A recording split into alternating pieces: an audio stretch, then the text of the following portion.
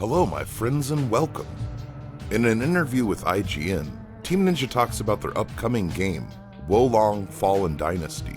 I was really excited to discover that Yamagiwa, a producer from Sony Japan Studio, was working on Wo Long. Yamagiwa helped publish 2 titles of From Software's, including Bloodborne. Up until recently, I was under the impression Rise of the Ronin was Team Ninja's new open-world Nioh, and Wo Long flew right under my radar. So now it's time to dig into some interviews and find out what this upcoming action RPG is all about. As a studio, we've always been known for games that challenge the player, but that can't be done without responsive controls and high playability. In that regard, Wo Long is no different from our previous titles. But this time we've turned to a Chinese martial arts as a new style of combat. While the Three Kingdoms period is iconic for Tecmo, Team Ninja itself has never tackled it before. By merging Team Ninja's action with Tecmo's most popular setting, you could say that Wo Long shares DNA from both sides. But Koei Tecmo has never actually made a dark fantasy version of the Three Kingdoms setting. It's been over a year since I started working here. Team Ninja is a studio that's extremely dedicated towards action.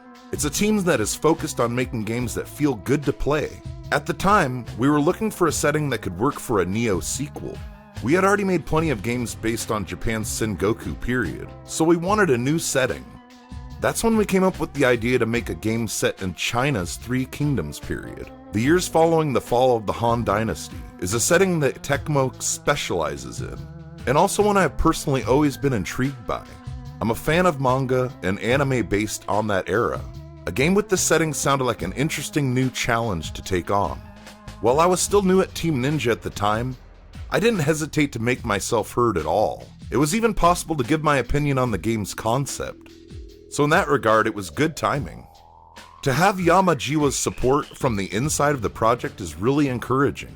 We are developing Wo Long based in our experience of making Nioh. So while Yamagiwa hasn't drastically changed the flow of development, Yamagiwa is very adept at communicating a concept to players. So that's definitely something we've raised our awareness on.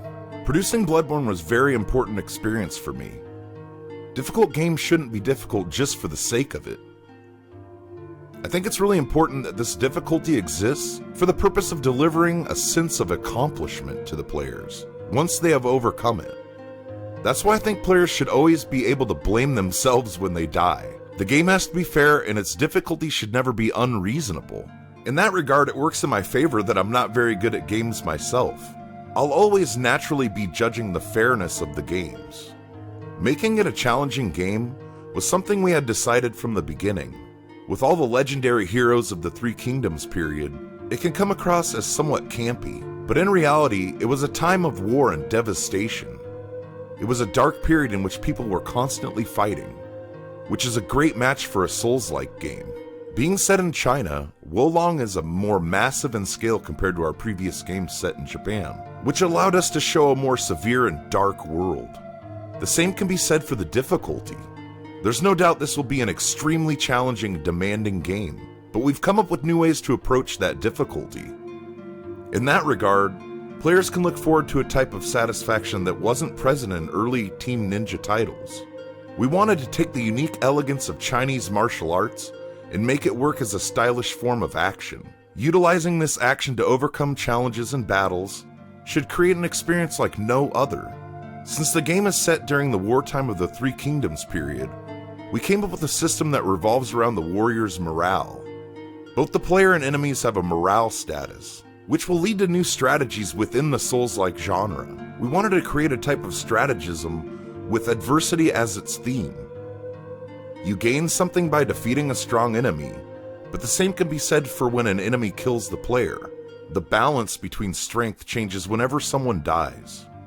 We do have more freedom in our stage design though, since the player character can now jump. There's a lot more room for verticality and exploration in general.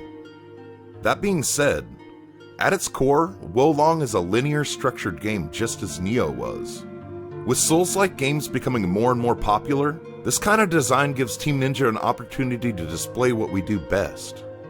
We wanted flowing combat in which you could seamlessly switch between offense and defense. The action is speedier than Nioh, and you can do things such as jump into an enemy and then launch over them. That being said, we did want to maintain that feeling of being in control of an actual human being, so there won't be too many flashy jumps or wire action. In that sense, I guess you could say it's more down to earth. Ninja Gaiden is a title that really supports the player. You're slashing enemies by simply pressing a button, and there's a lot of cool moves that can make the player feel good. As Wo Long is a Souls-like, it's more important for the controls to feel fair. So it's not like you'll be jumping around like a badass without having really deserved it. The player is in control of all the action, which might make it a bit less speedy than Ninja Gaiden, but I do think we've been able to make it feel better to play than compared to Nioh. You can block, dodge, or ward off an enemy's attack while you're attacking. This seamless flow of offense and defense is something we feel is iconic to Chinese martial arts. There are moments of full force, but then there's also softer and gentler side to it. We wanted to show this characteristic by creating a more natural flow between offense and defense. Fans of the Three Kingdoms period are going to want certain weapons for different warlords, and that's definitely something we want to deliver on. But when compared to Nioh, you won't have to consistently upgrade your weapons or armor, and it's not like each enemy will drop an item. It's not the main focus of Wo Long's game design, as we wanted the player to be able to focus on the action more easily. That being said, we do still have a large variety of weapons to choose from. In Souls-like games, you're always tackling a different challenge, so you'll naturally want a character you can project yourself into. There's no better way to do that than by creating your own character. Wo Long is Chinese for crouching dragon. The dragon is probably the most iconic divine beast in Chinese mythology, so we decided to go for a title based on dragons from the beginning of the project. Fans of the Three Kingdoms period will probably relate to this military strategist, Zhuge Liang, who was known as Wo Long. However, the reason we chose this title is because the idea of a dragon crouching to pounce symbolizes a hero before they are known. The Three Kingdoms period is very long, but we're only depicting the beginning of it. During this time frame, the iconic figures of the Three Kingdoms period were not known to the public yet. More than anyone else, though, the main character is one of those heroes yet to become famous.